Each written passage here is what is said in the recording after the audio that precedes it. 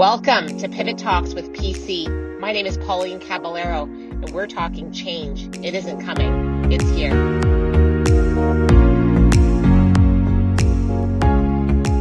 Well, welcome everyone. Thank you so much for joining Pivot Talks with PC. I am really excited to share with you these two wonderful ladies, S&S times two, as I just found out with their first name and last name.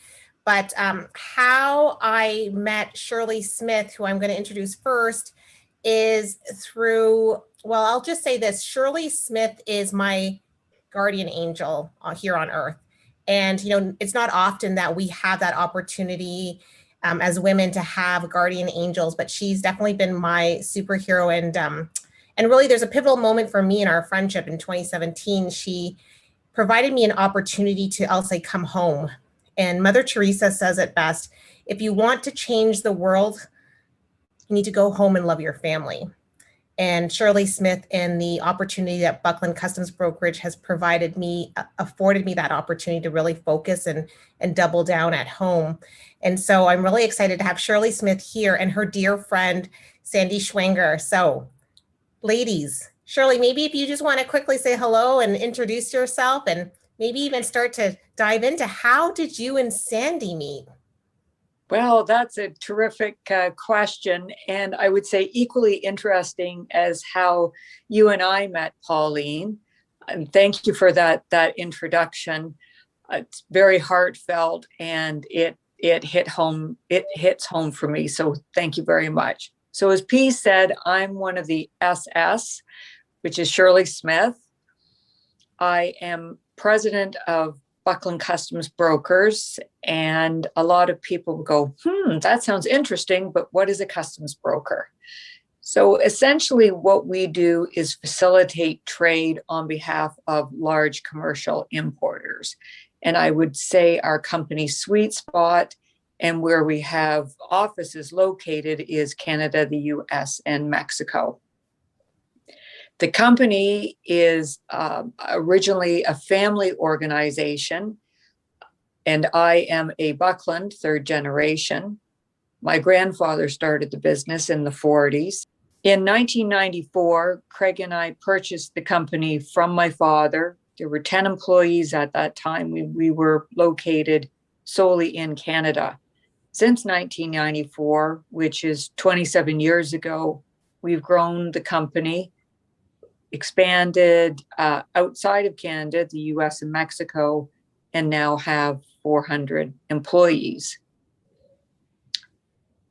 You asked the question, Pauline, of how Sandy and I met, and I would say there is a common theme there of how Sandy and I met and how you and I met had to do with friendship and networking, a combination of both, which I believe are key to a successful life, having some terrific friends, some terrific girlfriends, and also the power and the importance of networking and the availability that gives you as far as new opportunities, introductions to lives and people that you may not have otherwise met unless you took a risk and reached out.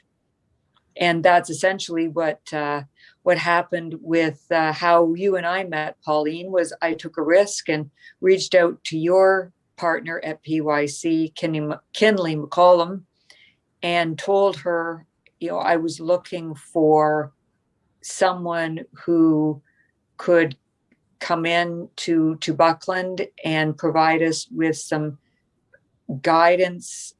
I was looking for really focusing on integrity and the importance of integrity in an organization, not only from the people perspective, but also the efficiency perspective, and believing that with integrity, when we act with integrity and accountability, that will improve the organization as a whole, whether it's structurally, with people, bottom line, customer service, that we will all work in a different and better way.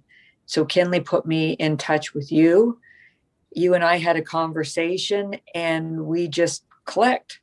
right from the start. And if I hadn't made that connection with Pauline, I don't think that you and I would have met in the way that we did.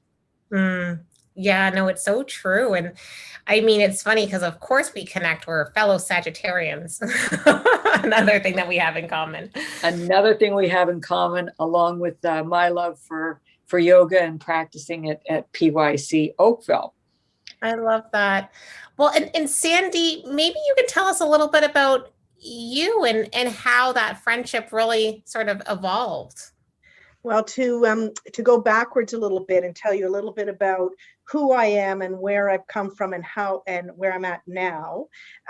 By licensing, I'm actually a registered dietitian, and I started my career working at Hamilton Health Sciences in the pediatric department, and I was working with children who had conditions where nutrition and physical fitness would improve their overall health, wellness, and outlook in life. And I did that particular role for almost a dozen years. And just nearing the end of that dozen years, I was selected as one of 30 individuals across the corporation to do a project, which was a joint project between Hamilton Health Sciences and the DeGroote School of Business. And what they were interested in, and now this goes back to 1996, they were interested in looking at the ability to take concepts and ideas that could generate revenue for the hospitals and the corporation and put it into a new silo that they were calling marketed services. So they turned to these 30 individuals who, quite frankly, were probably individuals who continuously talk to their supervisors and so on about improvements in the hospitals and hospital systems. And we went through this sort of executive MBA with a real project at the end. And that particular project ended up launching in Hamilton Health Sciences. And it was a nutrition and weight management program for individuals who, of course, wanted to lose weight, but might have also had some other conditions, medical conditions like a diabetes or high cholesterol or something like that. So it was run by dietitians. And then we started to move into workplace wellness. And this was just dipping our toe into this this area of workplace wellness, which is now completely exploded. Mm-hmm. However, we were pioneers in that. Interestingly, in 1998, a new CEO came into the hospital, did not have the same vision, and disbanded us. So we actually purchased all the licensing rights of everything from the hospital and moved our company, the company, outside the walls of the hospital. And that was my beginning as an entrepreneur in founding a business, which was the scariest thing I ever did. Amazing.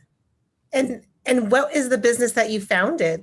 So the business I founded in 1998 now was called Patient Care Solutions. And the creation of that and the design of it was to help support pharmaceutical companies who had a medication that had been brought to market that had a requirement for lifestyle conditions along with the medication. And a good example would be to help people who had extremely high cholesterol and were on a statin.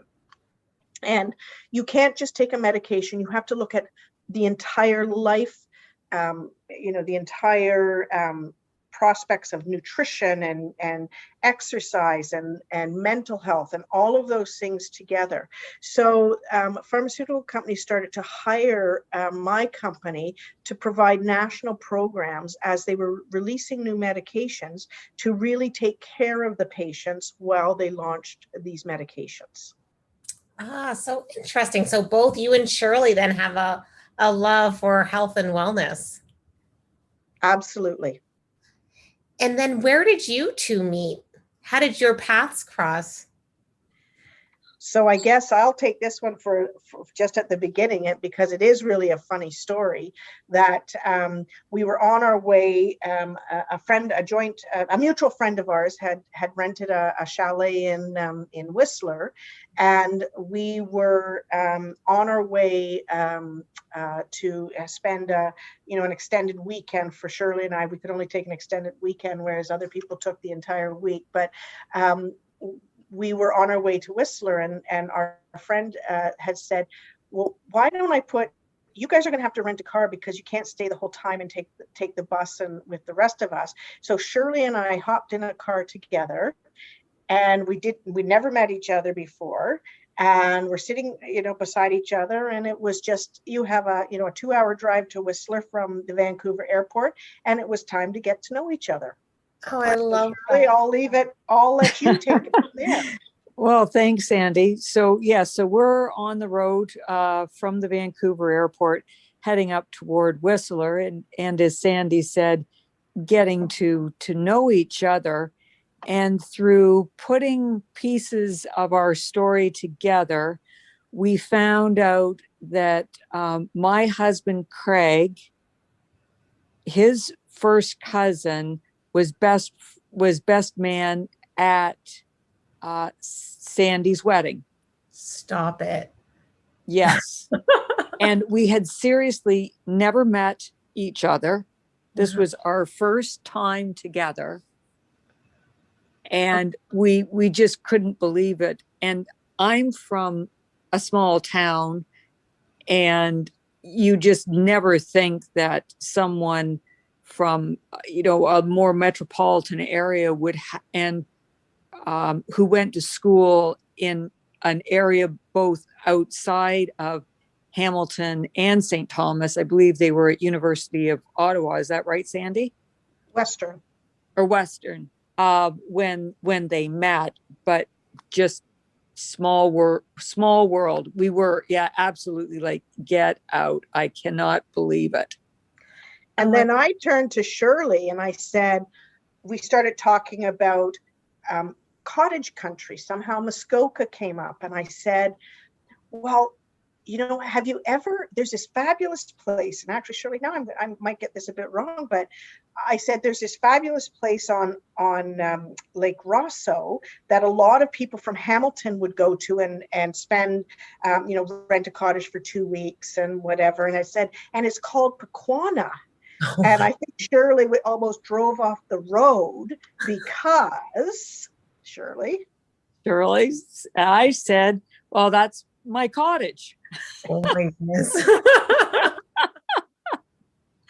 And through this time since Whistler, when we were making then all kinds of connections and cross connections, as Sandy said, though, it started with a mutual friend.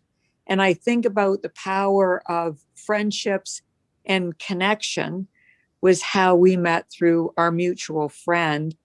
And then the conversations that we've had, certainly on that drive to Whistler, while we were, at Whistler skiing with, again, a group of women that I have remained friends with. And Sandy and I are snapping photos going up the chairlift and sending them to people that we both knew, but didn't know that we now knew each other.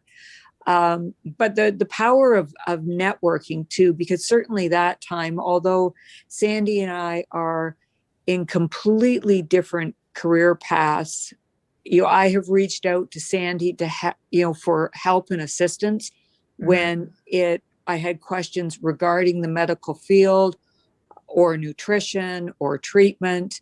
And we've remained friends and became travel buddies. And like you and I, Pauline, having made a trip to India, Sandy and I have done a trip to India with our mutual friend who connected us, along with someone else that was on that ski trip. Oh, I love all kinds of connections and opportunities came out of that meeting. Well, isn't that so funny? Sometimes the universe just has a bigger plan for us, and how clear the world is so small and so tiny.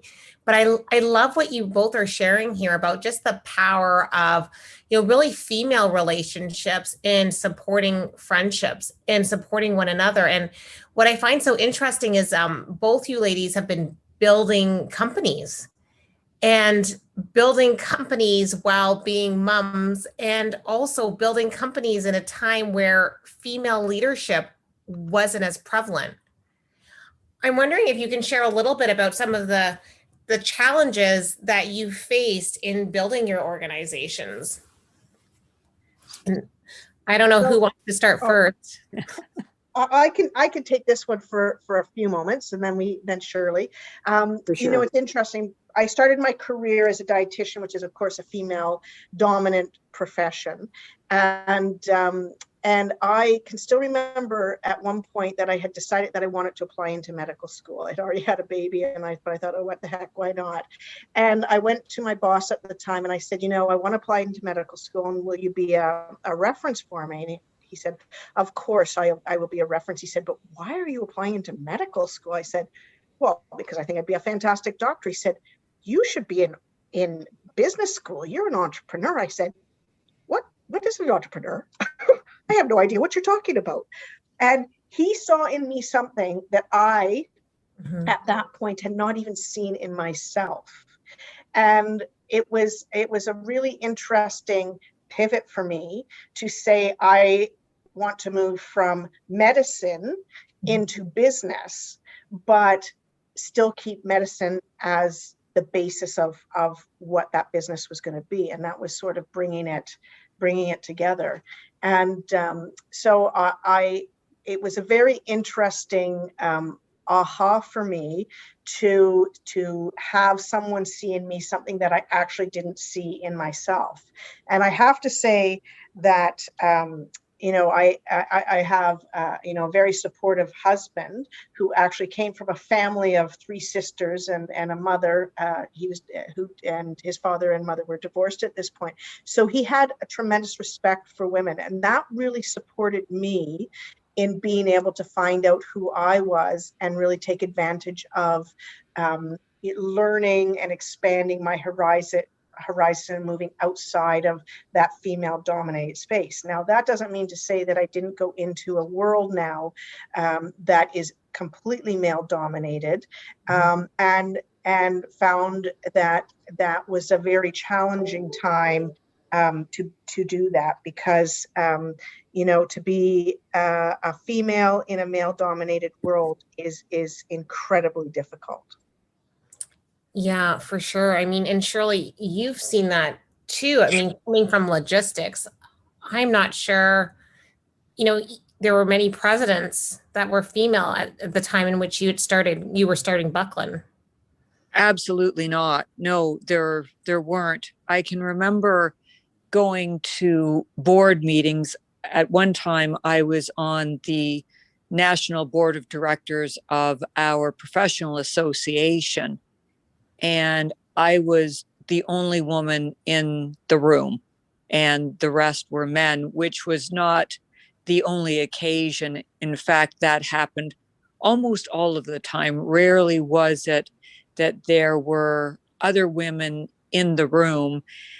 And if they were in the room, they often weren't sitting at the main table, or their role was one of administrative support.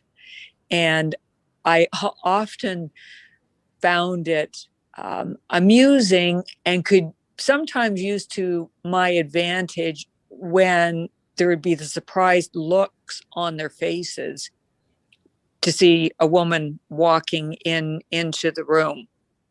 And unfortunately, what came with that were, as I felt, a whole lot of assumptions automatically about me, that who was the man really behind me pulling the strings. Right. It was funny. That makes me think of a story of when my father decided that he was going to sell the business, and Craig and I at that time were still talking about whether we were going to buy it or not. And Craig didn't have any experience in logistics. I was expecting our first child. This was going to, eat up all of our savings. Well, we really didn't have any savings. And we knew that every single penny that we made was going to have to go to pay off, the loan that we had taken out to purchase the business, that it was, it was going to be tight, really tight.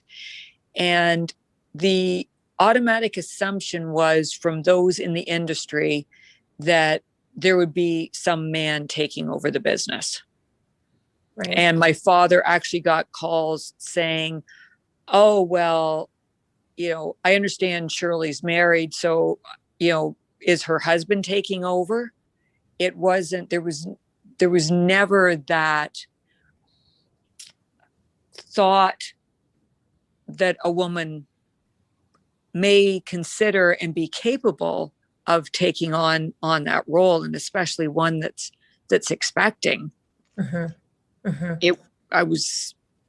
I think both Sandy and I would say at that point, we felt like, to use a phrase, the odd man or odd woman out in a lot of occasions. It's so interesting. I find it fascinating.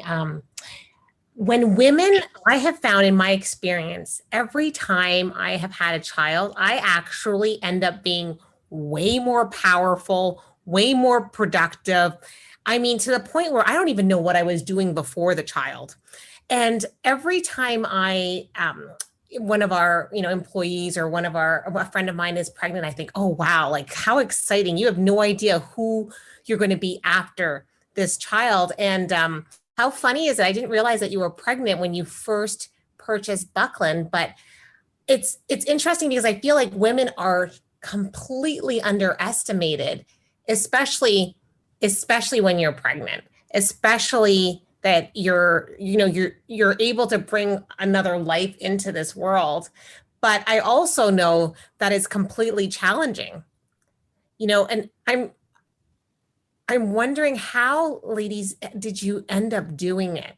How did you end up building your organization while juggling raising a family? And I can give you a couple of funny stories that have been incredibly impactful to me.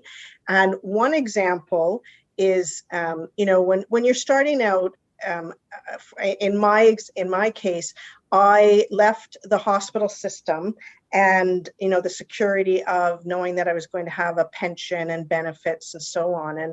And I was just going to be going out on my own. And so I ended up, because I was terrified of, being able to bring being financially stable, I ended up taking on several other positions. And I taught at the local college, and I taught other evening sessions as well as worked a day job. And my two funny stories is, one day I was home, and it was the morning, and I was showering, and it was an old fashioned, a curtain, and my 3-year-old daughter toddled in and threw open the shower curtain and said, "Oh, Mommy, you're home." And I was absolutely mortified, because I thought, my goodness, this 3-year-old notices that I'm not home that much. And then my second example is when my son was born, and he was born in August, and I had to start teaching at the college, and so I thought, well, I'm nursing, and what am I going to do? So pack him in his little car seat, and I brought him along to class with me, and I threw him in the corner, and when he cried and needed to be nursed or needed to be changed or whatever, it was break time. I let everybody go on break, and I sat in the corner and I nursed him and changed him, and then break was over, the people came back, and I continued my class. And that's just what you had to do. And so, I think that those are just two examples of what sometimes you have to do to build your career, to build your business. And so I don't know, Shirley, if you have any fun examples of what you had to do in order to make everything work. Yes, I certainly do. I'm thinking back to how Pauline opened and a comment that she made regarding balance, and that in her book on pivoting, that she talks to the point of balance, the definition of balance, and that there really isn't a time when we are in 100% balance. It's a fallacy, and it is unachievable. And for sure, having children, and particularly after having a baby, you find out that your life is completely upended. You're faced with challenges that you'd never had before. You're learning as you go along. You're sleep deprived. You're wondering if you're doing things right, if you're doing things wrong. You're reaching out for support to people that have been through. You feel like you're drowning. Mm-hmm. And then the baby smiles at you, and it's the most joyful point in your life. And that same experience in feeling reflects what was happening also in my work life. So the two happening simultaneously, it was absolute madness and chaos. However, there was sort of some symmetry and experiences that were paralleling each other. One was happening at home, and one was happening at work. I don't know about you, Sandy, but I certainly, for the first, 12, 15 years of motherhood, was racked with guilt over not being at home and having a job that went outside the boundaries of a normal 9 to 5, and bled into breakfast time when you're getting the kids ready, or their bedtime when you're trying to have some story time with them, or after you've got them down and you have work still to do, that there are no set boundaries in or definable boundaries in that situation. However, you do what you need to do, but the guilt of always having, as you said, Pauline, in our heads about having balance, having it all, having friends, having kids, having a career, when if I could tell my younger self now, it would be, don't worry, take a breath. It will all work out. Somehow it just does. Have faith in yourself. Look for support. Look for those mentors. Have confidence in your ability, and don't force it. Just let it absolutely, you're going to have to put in some hard work and make some sacrifices, as you do with a parent, as you do as a young parent, or as a parent, even with older children. But somehow when you let it unfold, like your children develop and unfold, so did the business, while keeping an eye on it. Mm-hmm. And to take a deep breath. It's all going to work out. It's all going to be fine, and go easy on yourself. Because as a very good friend of mine said, your kids are watching. It's not so much what you're saying, but what you're doing, and your kids are watching. And after being racked with that guilt for almost 20 years, it was the 3 girls at some point saying, "Mom, we were watching and you inspired us." And all I was feeling was guilt at the time. Not all I was feeling, but substantially feeling a lot of guilt. And yet, if I'd seen it through their eyes, it was something different. And then therefore that balance had been there all along, just not in the way that we think it needs to be. Right. Like not in that traditional aspect, the way in which we feel society puts on us. But I love that, all is well. And just knowing that your children are watching. and that the girls, Shirley, are so inspired by mom forging a new pathway. You know, it's the original title, pardon my language, of the book that I was playing with was F balance, kill hope, and get to work. Because sometimes I really felt that way. And so I love what you're sharing here about really taking a step back and telling your younger self about that. And I love the stories that you're sharing here, ladies, because I mean, I too can remember times where, I mean, with my first one, I had a ticket, and I remember going in to see the judge, and Noah was my eldest was, oh geez, I think he was like 2 days old. And I just remember like my boobs leaking, crying, and then just finally pulling it together and saying, Your Honor, this is ridiculous. I have to fight this ticket. But I just remember wondering, how the heck am I going to get through this? And the countless nights on a bathroom floor with my second child. I was traveling and I had brought him with me to Hawaii. We were doing a program, and Hawaii sounds great, except when you're running from like session to session and you don't realize how heavy your chest really is, and falling flat forward on your face, just dealing with a new body and then still trying to pull it together to be that entrepreneur. I mean, so I love what you guys are sharing here, and really about making it a part of your journey. And I think that too, like Sandy, I'm wondering, what would you want to tell your younger self from the person you are today?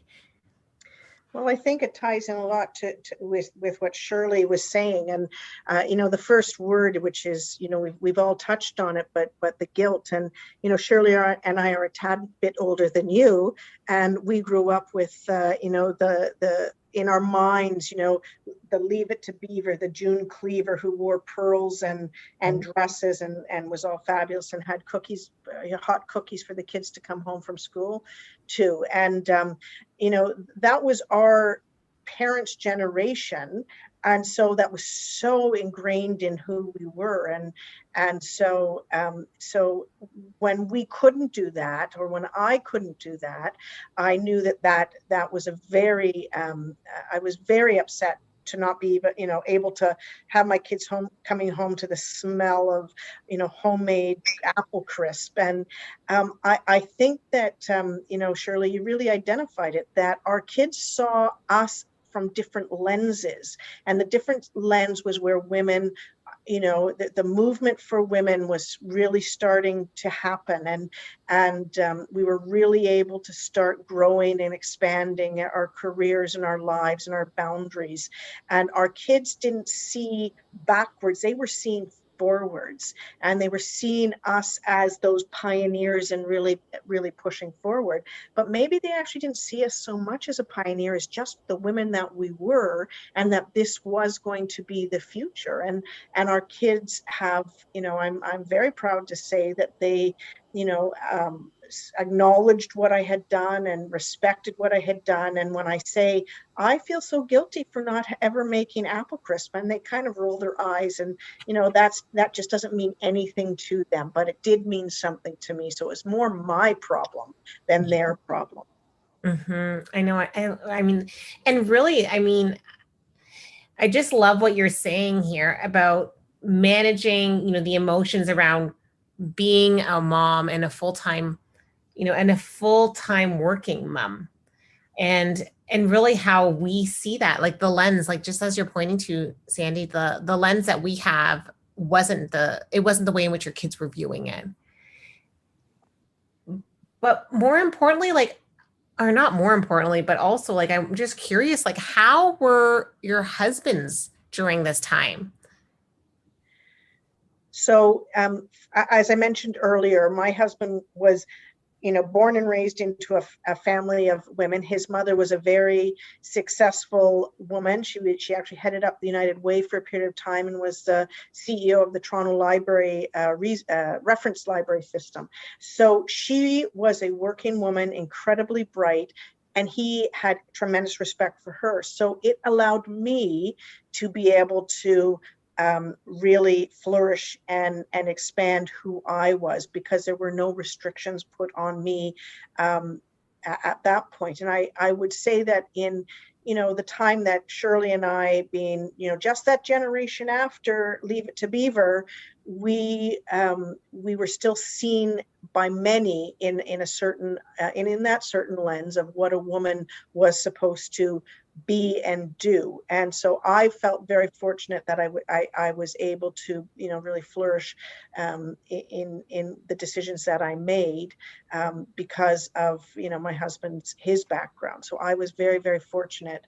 The rest of the eyes, from the world around still saw me, as Shirley pointed out, you go onto a board and you're the only woman on the board because they needed diversity. And so there's 8 men and 1 woman. Well, that doesn't define diversity to me, but I was still pigeonholed as a female. Right. Yeah. And how about for you, Shirley? I mean, I'm still back to recalling memories of when Sandy mentioned the bake sale and reliving the guilt over not being there for the girls and providing them with the homemade stuff. And I can remember walking into the elementary school and there were all the moms and, she and the kids had decorated the brownies or the cupcakes or whatever. And I'd gone to Metro or Loblaws or whatever and bought just something off the shelf and sort of tossed it on the table and feeling completely lesser than in that instance. And, as Sandy pointed out, you ask the kids, they're looking at you like, you even remember that? Or I can't even believe that you remember that. And yet, as Sandy was talking, he was going, oh yeah, the elementary school bake sale was just one more way for me to make myself feel guilty, which is just absolutely crazy. Oh, a little bit, I was experiencing a little bit of a flashback there. I love that. It never goes away. The drive through the grocery store and then put it in my own Tupperware so it looked like I baked it. That the opposite. Yeah. Well, and at least now, when you go to the store, there is, baked goods that are available that look almost homemade. Whereas, I think, Sandy, when my kids were young, even having prepared meals like there are now just didn't even exist. So it was, when you were sliding in into home at 6 o'clock and trying to throw something together, I had a standard meal and I could make it fast. And that was it, because there wasn't Uber Eats. There wasn't, as I said, the pre-made meal kits or any of that, which I think is just so terrific now for families to have that, because certainly life has only sped up. It hasn't slowed down, other than, in this last year. But as far as the support goes, Craig and I are in a little different situation because we were working together. Right. And there again, similar to what Sandy was saying about Frank and his upbringing, Craig he's bookend by sisters, and he had a mother who worked. She taught school and supported her husband while he was going through law school. So he has memories of his mother going to work and teaching. So mom being out of the house working wasn't a foreign concept to him. Now, she was in a much more traditional role. However, it was something that he had experienced. So when I returned to work, which was with Charlotte, was literally 10 days after she was born, because we had just bought the company and there really wasn't a choice.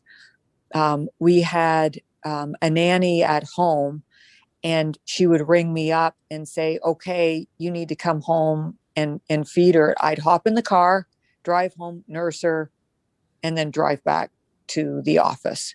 And that was how it worked in the really, really early years. However, because of, I think, what Craig had experienced when he was younger, again, the concept of having someone else in the house, again, wasn't foreign to him. Right. And wasn't also seen as, a negative or as being a lesser than parent, which, although I did for sure feel absolutely, it wasn't something that I was hearing from him. However, having said all that, as Sandy has pointed out, there were still those, traditional roles that women were expected to play at that point. So I still felt like the lion's share of the family operation was in my lap. And I don't know, Sandy, if that was your experience, but both it was expected and I took it on that way as well. Yeah, I think that's a really interesting point that you choose to take it on. Maybe not that, okay, your husband can certainly load a dishwasher or, the laundry machine, but you've still felt that was your role as a female at that particular time. And I kind of think back to something that you said, Shirley, and that. What would you say to your younger self? And maybe it is like, get over it, just move on. Who cares? It is so refreshing to see, this next gen that have the husbands so involved with the kids. And, it started to change. Like I said, if we move from the I call them, the mad men, the men of the 60s, and you're moving along that trajectory. But I really like the idea. I think I see more men walking their kids to school than women, which is absolutely refreshing. And they're so engaged with their families. So I hope, aside from just the walking to school, that there is that other diversity that's starting to happen in the roles within the home, so that we can make this generation of young folks not feel that guilt. Young women, I should really say, I suppose, that so that they don't feel that guilt, and we can lessen that, little by little, because it's not good for your mental health to have that much pressure on you. Yeah, I mean, totally, Sandy. And I think it's because of individuals such as yourself and Shirley that really have started to pave the way for a new way of thinking. I'll say, even just for myself, when COVID-19 hit, when the pandemic hit a year ago, both my husband and I were fortunate enough to be working. And I also, in addition to working at Buckland Customs, I also own yoga studios. But we noticed our younger son, he just wasn't handling the stress very well. And it seemed as though he was developing a tic. And on the night of lockdown, I found myself at Sick Kids because I was worried that it was a neurological issue and that we were going to go into lockdown and I wasn't going to be able to get Jacob into the hospital. And, it turned out to be nothing more other than anxiety and stress.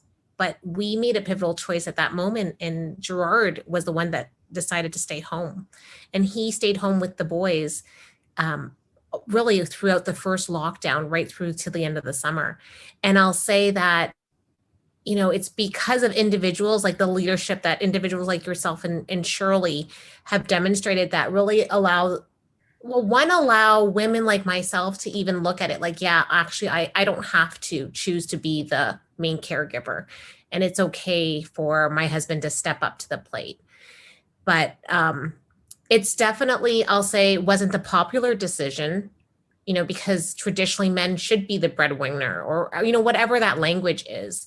And so, I really commend the two of you for really that courage, because it's because of that courage that allows the pathway to be cleared for individuals like myself. And I go back to saying we've got to get over that the men have to be the bread. We still think that traditional role of the man, that you compare your T4s at the end of the year, and it's okay for women to be successful and to have a larger T4 than their husband. it's okay, but sometimes I think that we just look at that and we zoom right back into, 50, 60, 70 years ago when that wasn't the case. Yeah, exactly. Yeah. And really, like, what is it going to take for us to break those barriers, like completely and like forever, where even from like my son's generation, where that's not even a consideration. It's full partnership, whatever that looks like. Well, I think it's going to take a couple of more generations. I see it happening, with our daughters, and that their expectations are different, and particularly that shift that there's still anxiety in your 20s, absolutely, and I don't know how any of us get around that, men or women, but their anxiety or their concerns and thoughts around future planning are much more thinking about, what do I want to do with my life? Mm-hmm. And whether it is, however they decide to live their life, they're considering many more options and possibilities without as much of that sort of traditional nuclear family framework that Sandy and I were raised in. And that makes me hopeful for both young men and young women, that perhaps, that framework is falling away, and they're looking to all different types of scenarios and possibilities, and seeing themselves simply as, I'm a person, this is what my passions are, this is what interests me, how do I go out into the world? And as I've already said, absolutely, your 20s can be a pretty anxious time, whether you're starting a business, starting a family, doing neither, doing both, however you see yourself. I don't think that piece of sort of growing and maturing is going to change, but hopefully it's without some of the constraints that Sandy and I felt, where there were very specific sort of slots that you could get into. And once she and I moved into a slot that maybe everybody else wasn't so comfortable with, that framework started to break away, and we can see those improvements, as I said, for both men and women, happening slowly. Yeah, I love that. I mean, and really, one of the things, Shirley, I've heard you say is really the road to success has no fast lane. Absolutely. And yeah, really being willing. And, for those of you listening, a lot of the young women out there that are starting their careers, starting their families, young women and young men, actually, really like listening to this story and hearing that it takes a lot of time and consistent hard work. And I think that's something that we tend to forego. Right? Like Sandy, your 3-year-old popping into the shower saying, "Oh, you're home." I mean, it's clearly that you were dedicated to your mission at that time. And that took something from you. Absolutely. Pardon me. No, and I'll let you get your breath, Sandy, and I can jump in here if you want. And Pauline, that was something that Sandy and I were actually chatting about, was our young adults coming to us and asking that question, well, how did you do it? And they're surrounded by our end game. The house that we ended up with, not the apartment that we began in. I remember Craig and we slept on a pull-out couch. It was just awful, at a thin little mattress, and there was this bar that went right across your back. And we slept on that for at least the first year of our marriage, and we were living in a small town house that was part of it was a larger home that had been separated into two semis that were attached, but the house was over 100 years old. So the plumbing wasn't great. The electrical wasn't great. As I said, we were sleeping in the living room on the couch. And it was Sandy and I were chatting that all of our money went into buying the business. So there wasn't a lot of, extra money to spend on, on luxuries. Being even dinner out was a luxury, and that absolutely it took years and years and years. There was no fast road. And I can remember being in my 20s and looking around and thinking, everybody else is more successful than I am.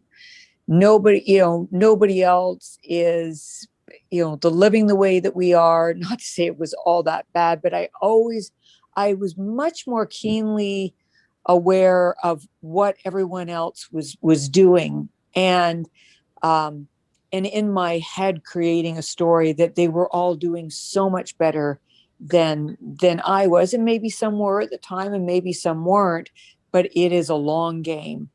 And when my daughters come to me with that question, I try and I'm just on repeat, that this is a long game, and that in the end, it really doesn't matter. Are you happy? Are you happy, in who you are and what you're doing and the people that you're surrounded with? Again, going back to that, what could you tell your younger self? And so important to keep that in mind. And now with social media, that availability to compare is more prevalent than ever, and really a distraction from what is your main goal, or what it is that that you're looking to do. Yeah, I mean, I love that. And I think, there's just been so many powerful messages here in really of, pivoting in your own life and your own career, and really reestablishing, your definition of social norms. But I mean, even I just love this message here of, the road to success has no fast lane, and being willing to do the work. I mean, ladies, I can't thank you enough. How beautiful that two friendships met on a drive to Whistler have evolved to a lifelong journey, including, heading to many places in this earth. But just the beautiful message here of what is available when you open yourself up to connection and friendship. I don't know if there's anything else that you'd like to add here before we sign off, but I really appreciate both of you taking the time to chat with me today. I guess one thing that, sort of goes along with the analogy that Shirley has brought is Rome wasn't built in a day, and we're all walking that same journey together. And hopefully, if we can inspire young ladies and young men to, really look at the long game and not feel that, incredible pressure. I think it's a very healthy thing to do for everyone.